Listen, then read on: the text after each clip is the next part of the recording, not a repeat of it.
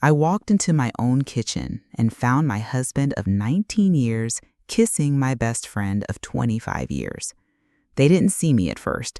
I stood there in my doorway, holding grocery bags, watching the two people I trusted most in this world destroy everything I believed about my life.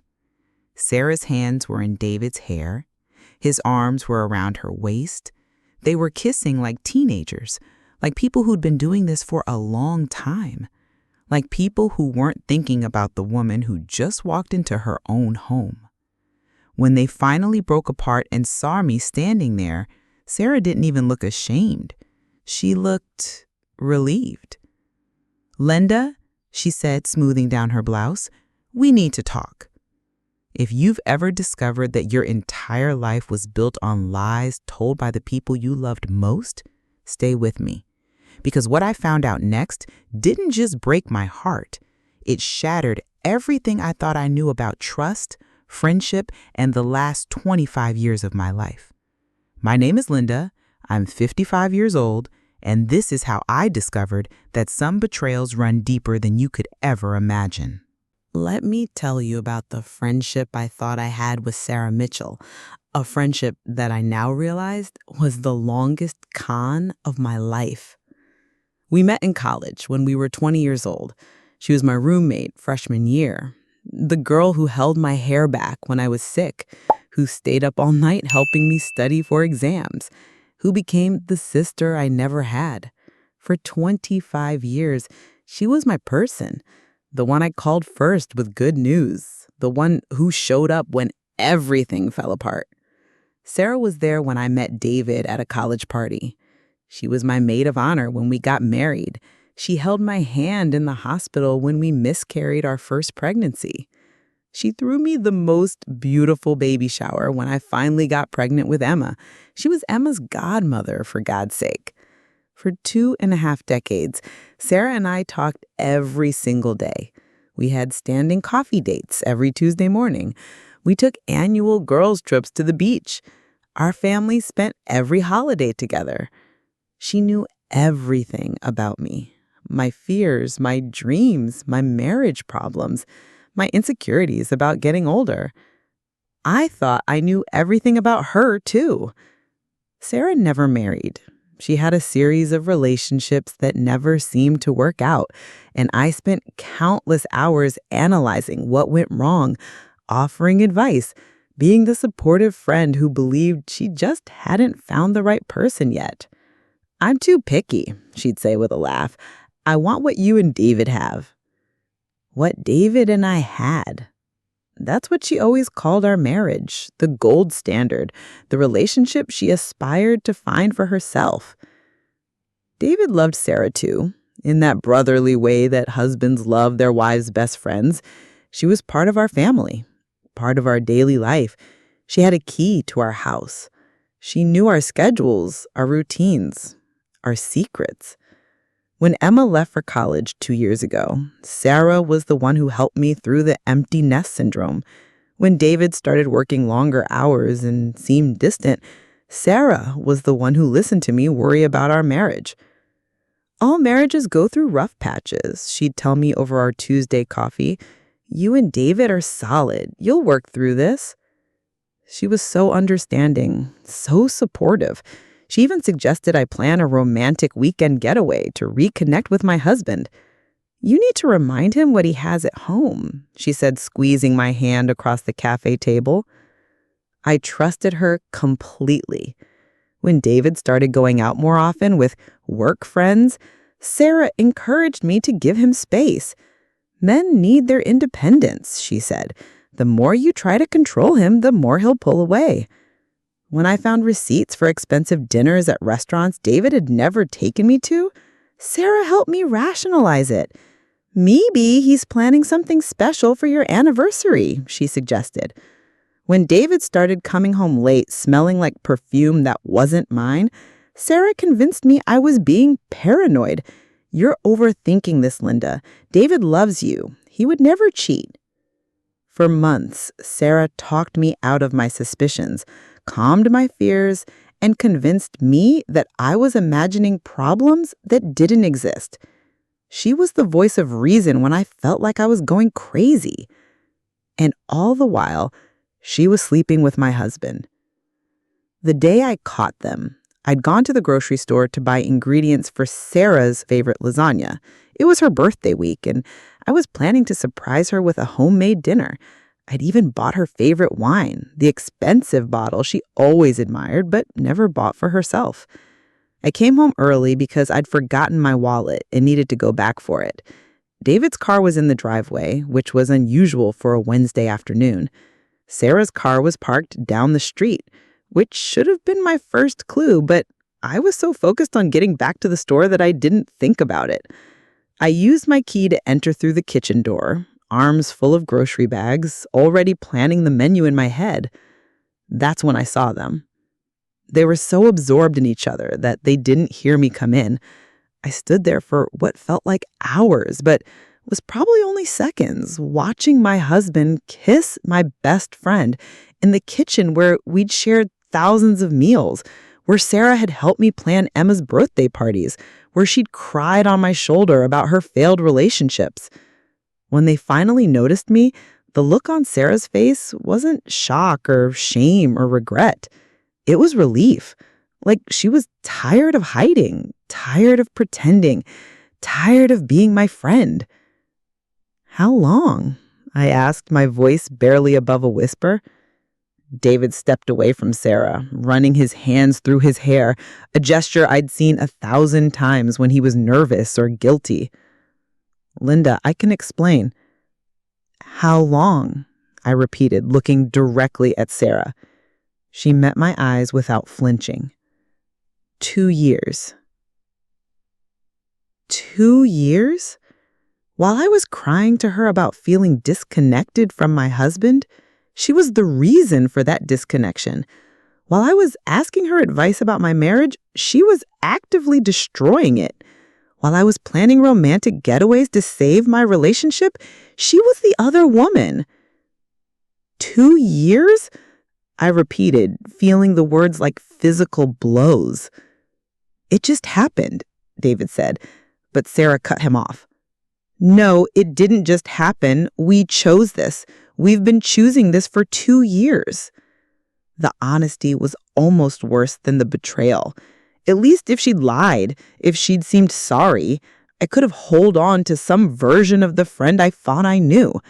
But this Sarah, this woman who looked me in the eye and admitted to 2 years of deception, was a stranger. "I need you both to leave," I said, surprised by how calm my voice sounded. "Linda, we need to talk about this. Get out of my house. Both of you. Now." What I didn't know was that 2 years was just the beginning. The real truth about Sarah and David's relationship would prove that some betrayals are planned, calculated, and far more devastating than a simple affair. Stay with me. You won't believe what I discovered next.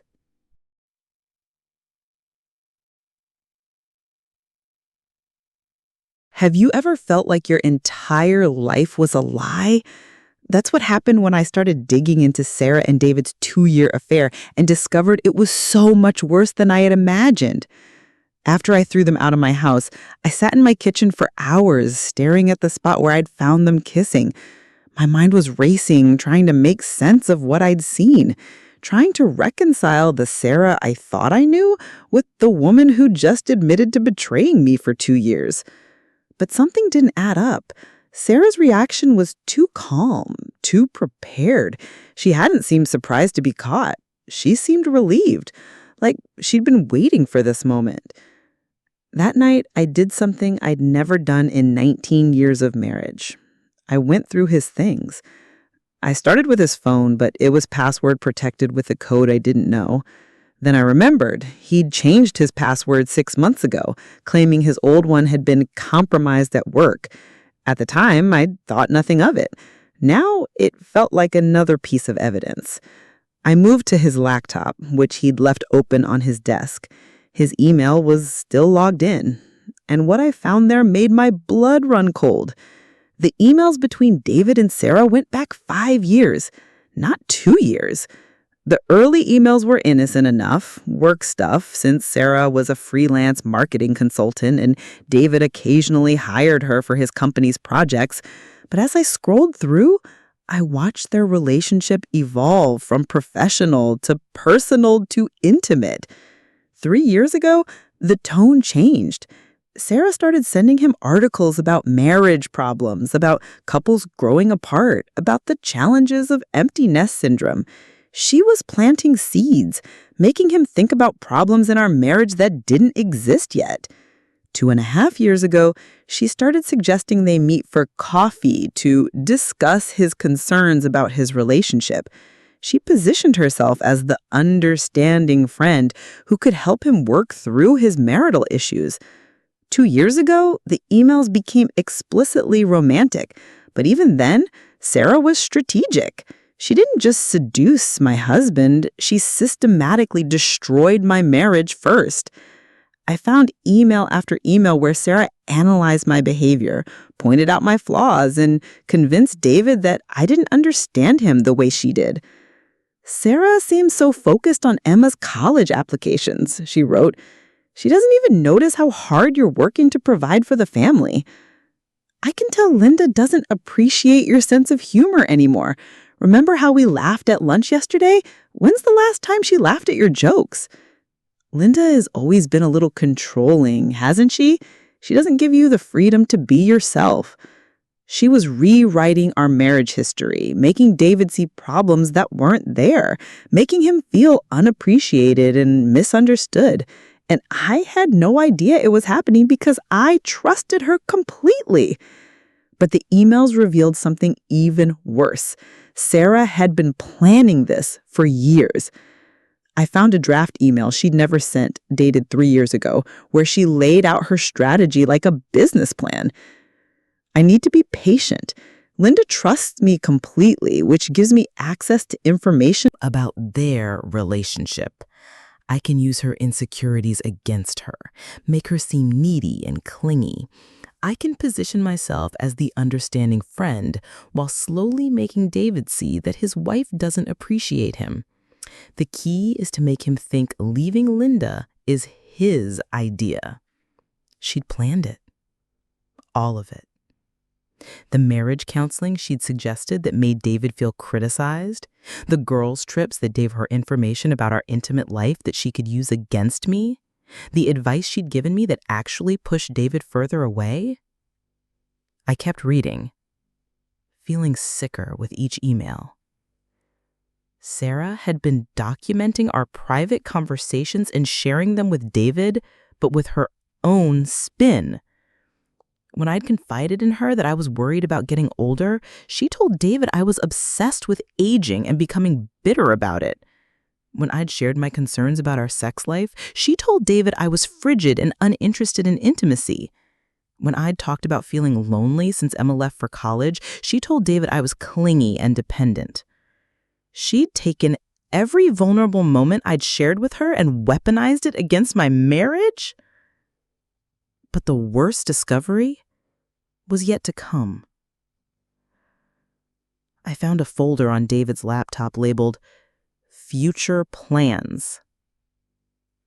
Inside were documents that made me realize this wasn't just an affair.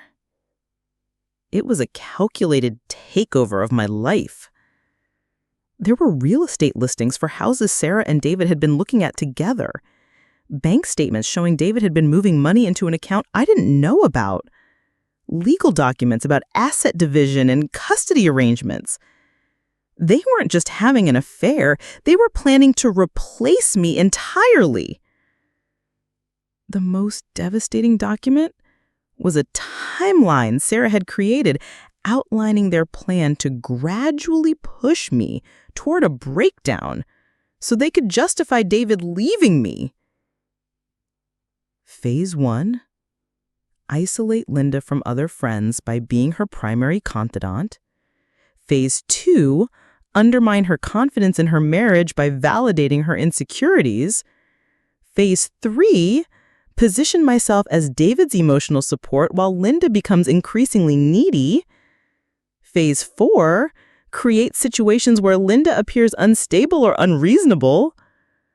Phase 5, David leaves Linda for her mental health and our unexpected relationship becomes public. I was in phase 4.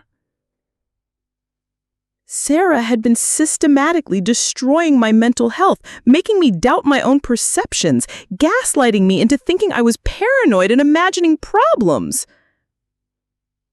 The woman I'd trusted with my deepest secrets had been using them to destroy me for years? I printed everything, every email, every document, every piece of evidence of their conspiracy against me. Then I sat in David's office until dawn, planning my next move. Because as Sarah thought she could systematically destroy my life and get away with it, she was about to learn that she'd underestimated the wrong woman. What I did next would prove that hell hath no fury like a woman who's been betrayed by her best friend. Stay with me. My revenge was so perfect, even I was surprised by how satisfying it was. You want to know what's more satisfying than revenge? Strategic, calculated, perfectly executed justice that uses their own weapons against them. I spent 3 days planning my response to Sarah and David's betrayal. 3 days of thinking like the marketing consultant Sarah was, the strategic planner she trained me to be through years of friendship. If she could spend 5 years systematically destroying my life, I could spend 3 days systematically destroying hers. The first thing I did was secure my finances. While David thought I was falling apart, I was actually transferring money from our joint accounts into my personal account, money I was legally entitled to as his wife. I also made copies of all our financial documents and stored them with my lawyer. The second thing I did was document everything. I printed every email, every text, every piece of evidence of their conspiracy against me. Then I sat in David's office until dawn, planning my next move. Because as Sarah thought she could systematically destroy my life and get away with it, she was about to learn that she'd underestimated the wrong woman. What I did next would prove that hell hath no fury like a woman who's been betrayed by her best friend. Stay with me. My revenge was so perfect, even I was surprised by how satisfying it was. You want to know what's more satisfying than revenge?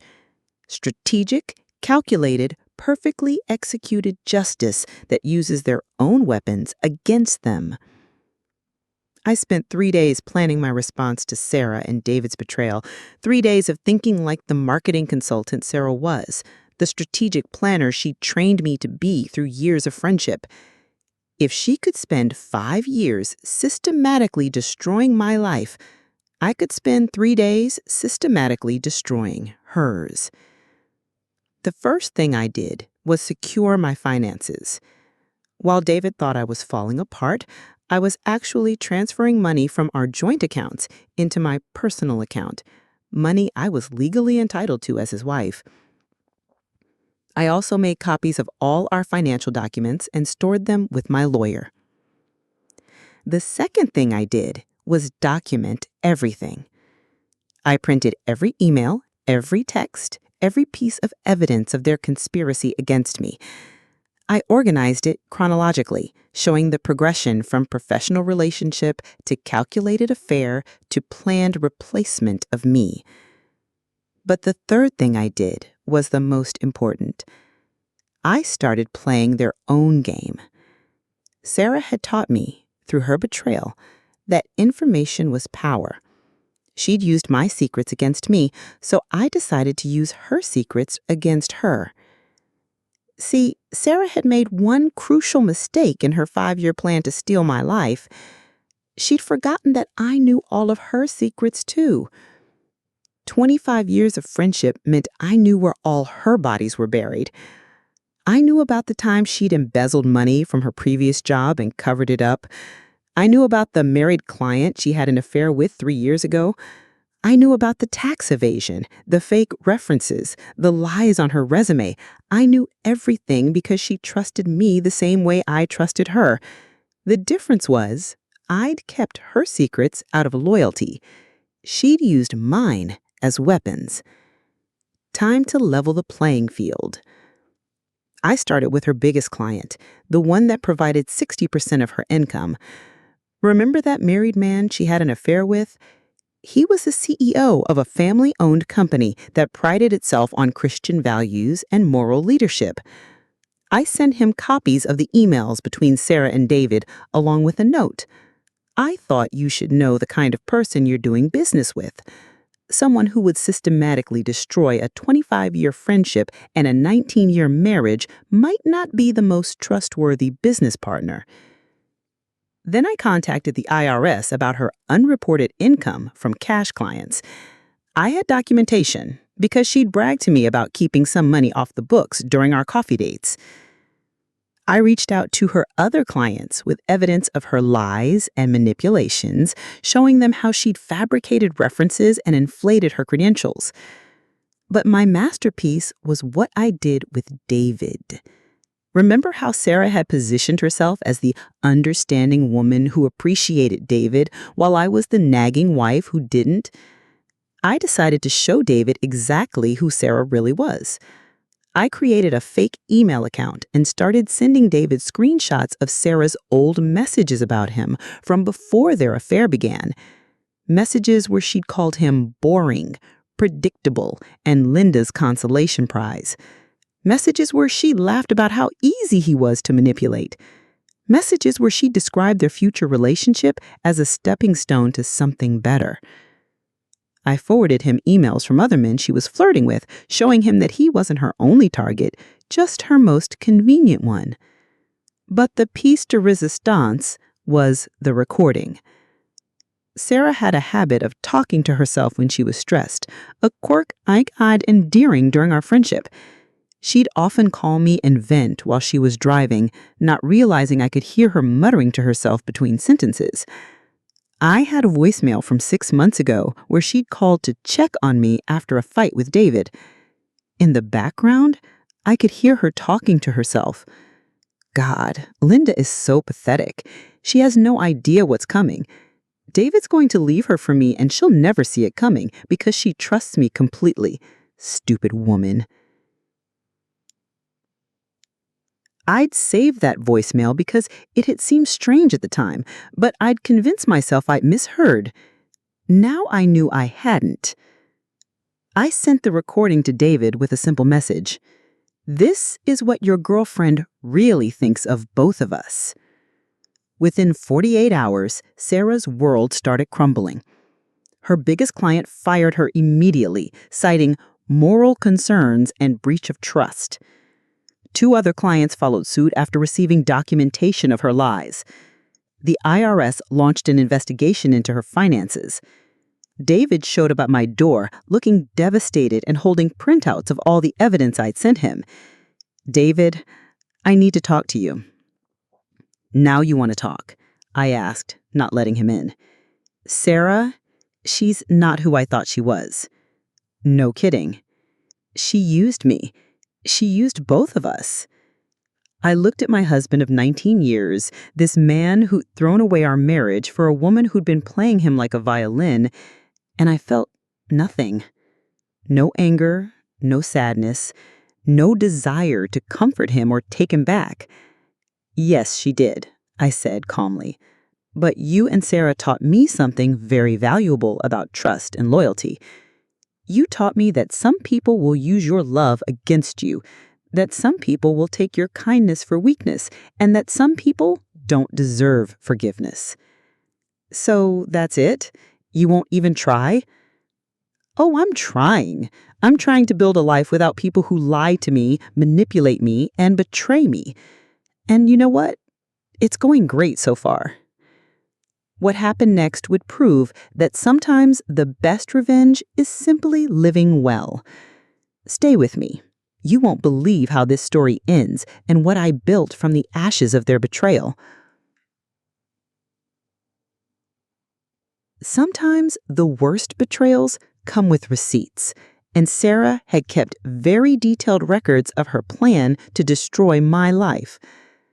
3 days after David showed up at my door begging for forgiveness, I received a package that changed everything I thought I knew about the last 5 years of my life. The package was from Emma, my daughter.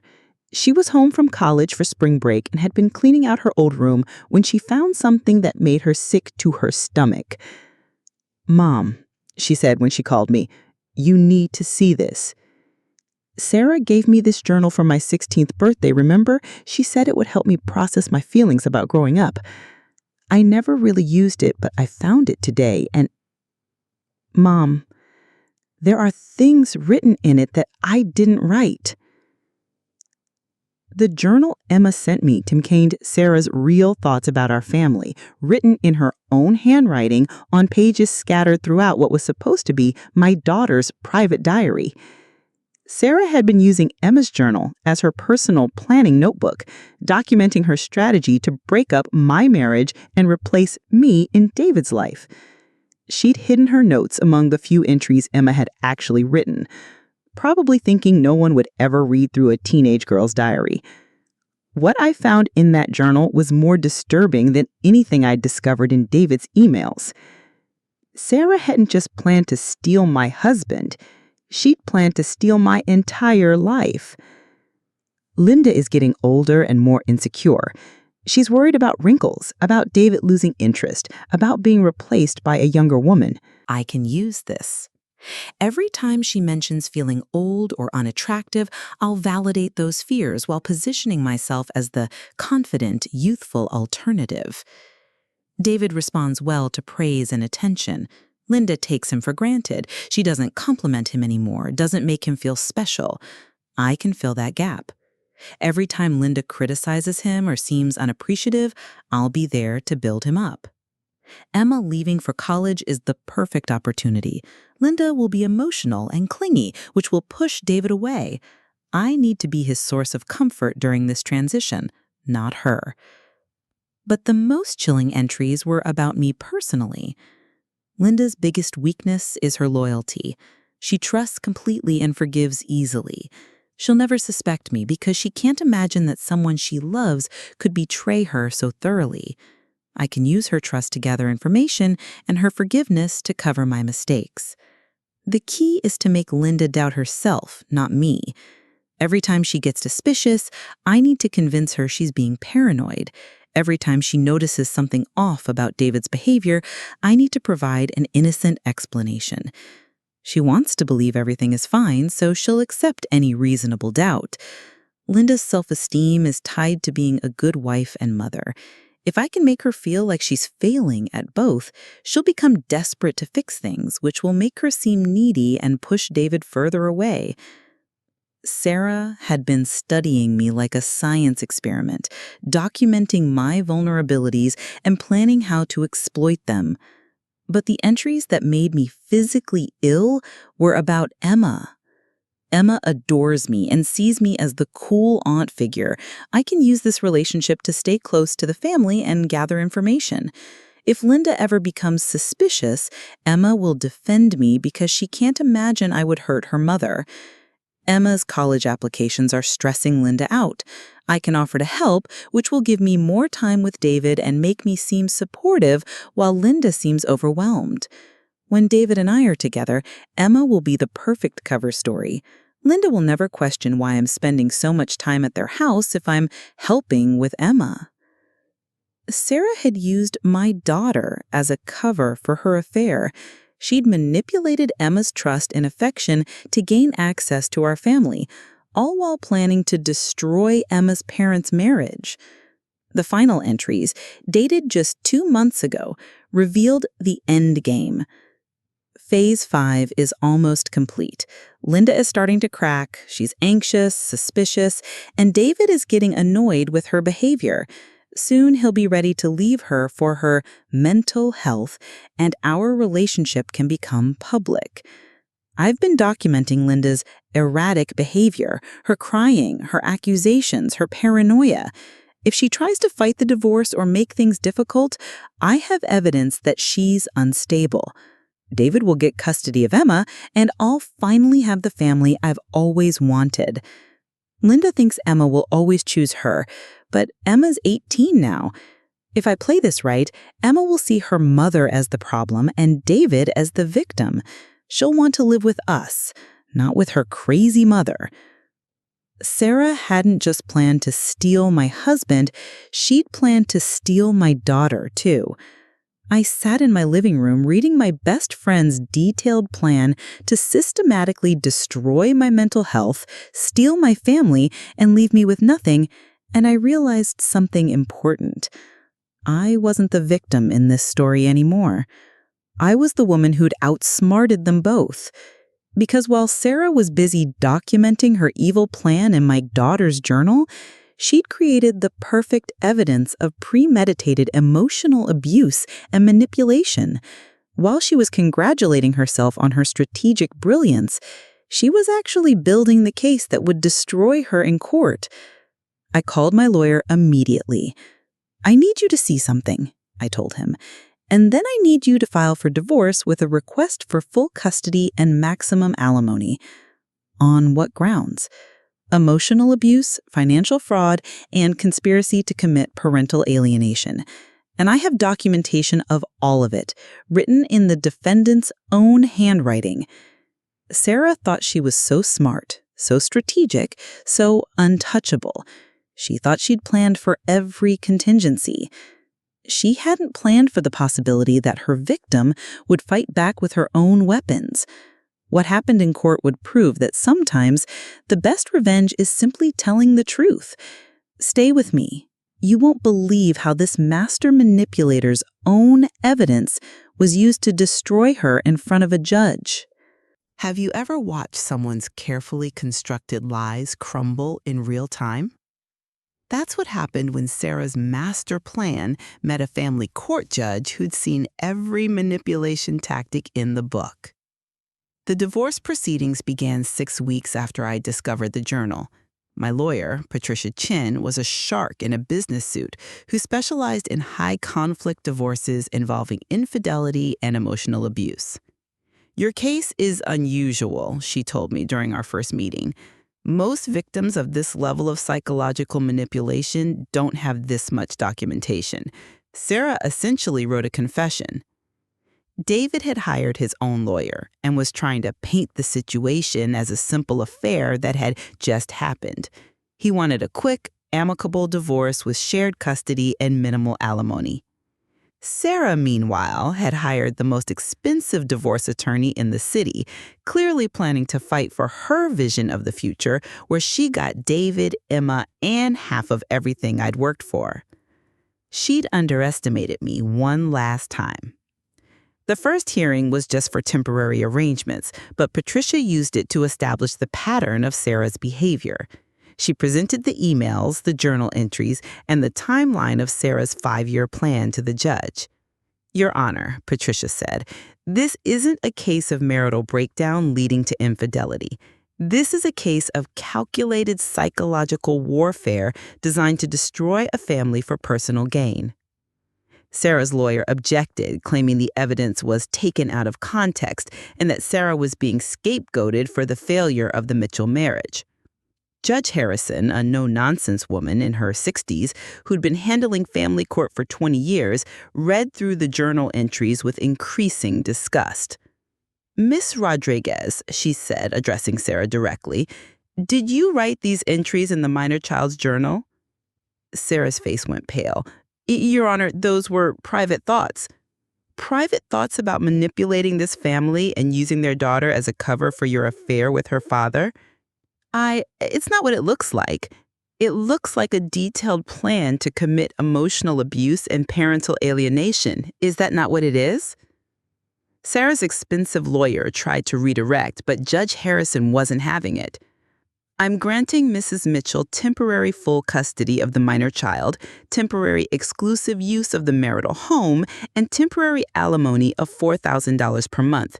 Mr. Mitchell will have supervised visitation until we can determine the extent of his involvement in this conspiracy." David's face went white. "Supervised visitation? She's my daughter." "She's a daughter you were planning to manipulate away from her mother using documented psychological abuse tactics. Until I'm convinced you can prioritize your child's well-being over your girlfriend's agenda, your visits will be supervised. But the real fireworks came during the deposition phase. Patricia had subpoenaed Sarah's business records, phone records, and financial documents. What we found was a pattern of behavior that went far beyond my family. Sarah had been running the same con on multiple families over the years. We found evidence that she'd had affairs with at least 3 other married clients, using the same tactics she used on David. She'd position herself as the marriage counselor, identify the wife's insecurities, exploit them to create marital problems, then swoop in as the understanding other woman. One of those marriages had ended in divorce, with Sarah briefly dating the husband before moving on to her next target. Another woman had suffered a nervous breakdown after Sarah's manipulation, spending 6 months in therapy to recover from what she thought was her own paranoia. Sarah Rodriguez is a predator, Patricia told the court during the final hearing. She systematically targets vulnerable marriages, exploits the trust of wives who consider her a friend, and destroys families for personal gain. This isn't about love or romance, it's about power and control. Sarah's lawyer tried to argue that her client was being demonized for falling in love, but the evidence was overwhelming. The judge's final ruling was everything I'd hoped for and more. I was awarded full custody of Emma, with David getting only supervised visitation until he completed a year of therapy and parenting classes. I got the house, 70% of our assets, and permanent alimony of $3,500 per month. But the part that satisfied me most was the restraining order. Miss Rodriguez, Judge Harrison said, you are hereby ordered to have no contact with Mrs. Mitchell or her daughter. You may not approach their home, their workplace, or their school. You may not contact them directly or indirectly through third parties, social media, or any other means. Your Honor, Sarah's lawyer protested, my client has been friends with Mrs. Mitchell for 25 years. Your client spent 5 years systematically abusing Mrs. Mitchell's trust and planning to destroy her family. That's not friendship, that's stalking with extra steps. Sarah finally spoke up, her voice shaking with rage. Linda, you can't do this to me. We've been friends since college. You know me better than anyone. I stood up and looked at her directly for the first time since I'd caught her kissing my husband in my kitchen. You're right, Sarah. I do know you better than anyone. I know you're a liar, a manipulator, and a predator who destroys families for sport. I know that you spent 5 years pretending to be my friend while planning to steal my life. And I know that the woman I thought was my best friend never actually existed. But Linda, I continued, the difference between us is that when I found out who you really were, I used that knowledge to protect myself and my daughter. You used what you knew about me to try to destroy me. That's the difference between a real friend and a predator. Sarah started crying, but they weren't tears of remorse. They were tears of rage that her plan had failed. As we left the courthouse, Patricia turned to me and smiled. How does it feel to win? I thought about it for a moment and said, it feels like justice. But the real victory wasn't what happened in court. It was what happened next, when I discovered that surviving Sarah's betrayal had made me stronger than I'd ever imagined possible. Stay with me for the next part, where you'll see how I turned my worst experience into my greatest strength. What I didn't expect after exposing Sarah's manipulation was how many other people would come forward with their own stories about her. Apparently, I wasn't her first victim. I was just the first one to fight back publicly. 2 weeks after the divorce was finalized, I received a call from a woman named Jennifer Walsh. Mrs. Mitchell? My name is Jennifer, and I think Sarah Rodriguez destroyed my marriage too. Jennifer's story was eerily similar to mine. Sarah had been her best friend for 8 years, had positioned herself as a marriage counselor when Jennifer was having problems with her husband, and had systematically undermined the relationship while having an affair with him. The difference is, Jennifer said, I didn't have the evidence you had. When I accused them, they both said I was having a breakdown. My own husband had me committed for a 72-hour psychiatric hold because Sarah convinced me I was delusional. My blood ran cold. She had you institutionalized? For 3 days. And while I was gone, she moved into my house. When I got out, she was wearing my clothes, sleeping in my bed, and my husband was talking about having me declared mentally incompetent. What happened? I ran. I was so scared and confused that I just ran. I left everything, my house, my belongings, even my dog. I've been living in a studio apartment across the country for 2 years, too afraid to come back and fight for what was mine. Jennifer's story made me realize how lucky I'd been to discover Sarah's journal.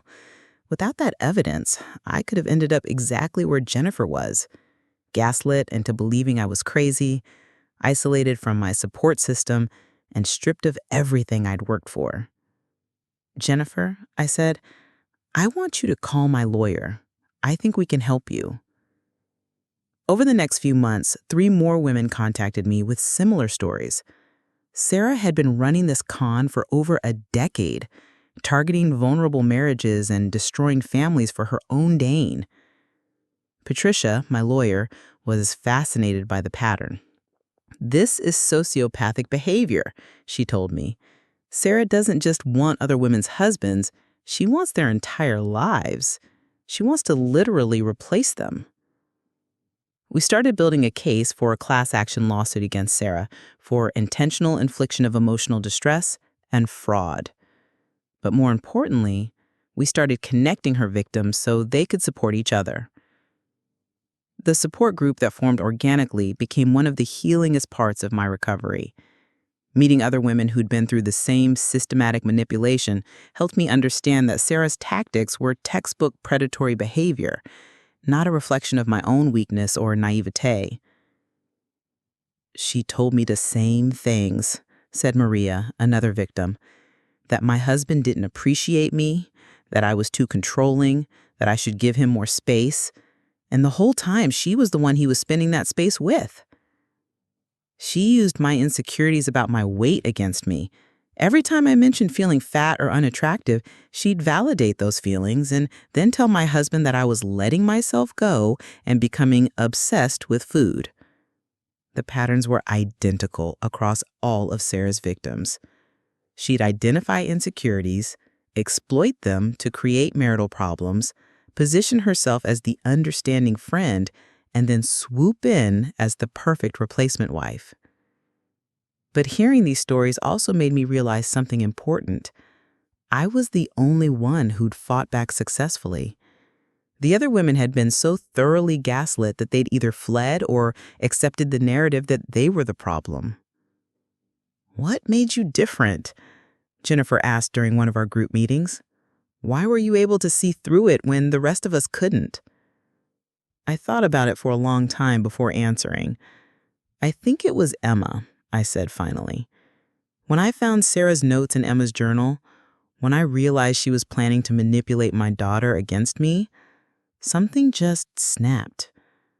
I could accept being betrayed, but I couldn't accept my child being used as a weapon. Also, added Patricia, who'd started attending our meetings as both legal counsel and emotional support, Linda had the advantage of discovering physical evidence. The rest of you were fighting against gaslighting with just your word against theirs. Linda had documentation. The support group grew as word spread through therapy networks and legal circles. We started meeting weekly, then twice weekly. Women would drive hours to attend, desperate to connect with others who understood what they'd been through. Dr. Sarah Chen, a psychologist who specialized in manipulation and abuse, started facilitating our meetings. She helped us understand the psychological tactics that had been used against us and develop strategies for rebuilding our ability to trust our own judgment. What Sarah did to all of you is called predatory friendship. She identified women who were naturally trusting and loyal, befriended them specifically to gain access to their lives, and then systematically destroyed those lives for personal gain. This isn't about love or romance. It's about power and control. Understanding the clinical aspects of what had happened helped remove the shame and self-blame that we all carried. We hadn't been stupid or weak. We'd been targeted by someone who was skilled at manipulation. 6 months after our group formed, we decided to go public with our story. We contacted a local investigative journalist who was interested in writing about predatory behavior in social circles. The article, titled "The Best Friend Who Destroys Lives: How One Woman Systematically Targeted and Destroyed Multiple Families," was published in the city's largest newspaper and picked up by several national outlets. The response was overwhelming. We received hundreds of emails from women who'd had similar experiences with manipulative friends, controlling partners, or predatory acquaintances. Many had never realized that what they experienced was actually a form of abuse. "I thought I was the only one," was the most common response we received. "I thought I was crazy." The article led to speaking engagements at domestic violence conferences, therapy training seminars, and women's organizations. Our story became a case study in recognizing and responding to emotional manipulation. But the most satisfying response came from Sarah herself. She sent me a letter through her lawyer claiming that our campaign of harassment was destroying her life and demanded that we stop talking about her publicly. I showed it to Patricia, who laughed out loud. "She's upset that people know the truth about her? That's rich." We sent back a simple response: "The truth is not harassment. If you don't want people to know about your behavior, don't engage in that behavior." What happened next would prove that sometimes the best way to heal from betrayal is to help others avoid the same trap. Stay with me for the final part, where you'll see how my worst experience became my greatest purpose. 2 years after I caught my best friend kissing my husband in my kitchen, I'm sitting in a conference room full of therapists, lawyers, and domestic violence advocates, sharing my story as part of a training program on recognizing emotional manipulation and predatory friendship. The most important thing to understand, I tell the room full of professionals, is that victims of this type of abuse often don't recognize it as abuse.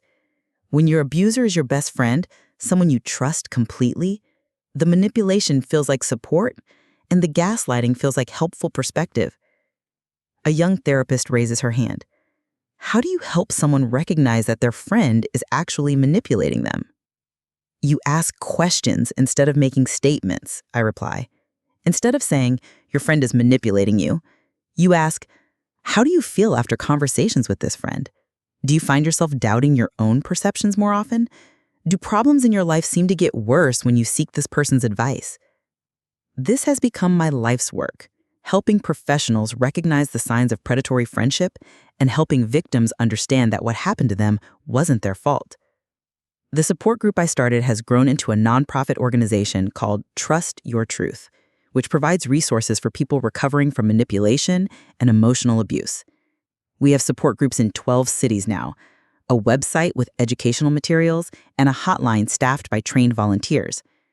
Emma, now 20 and a junior in college studying psychology, often helps with our social media outreach and peer support programs.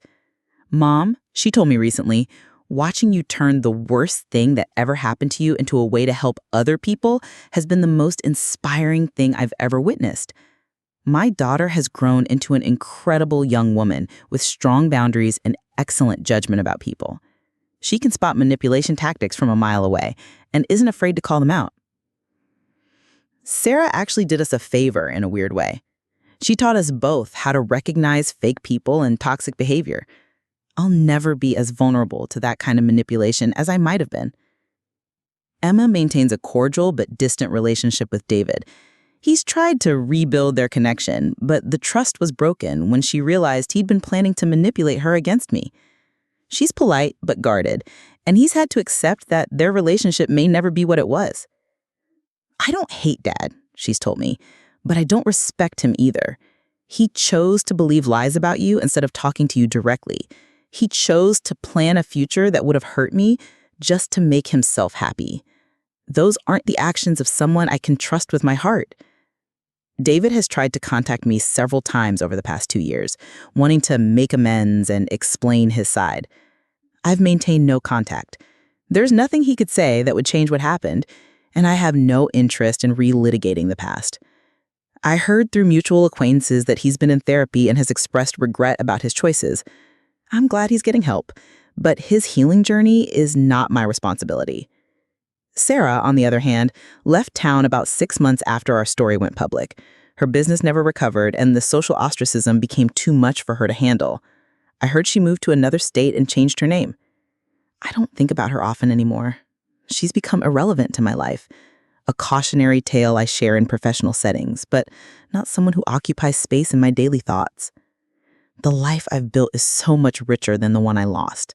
I have genuine friendships now, relationships based on mutual respect and honesty rather than one-sided emotional labor. I have work that feels meaningful and purposeful.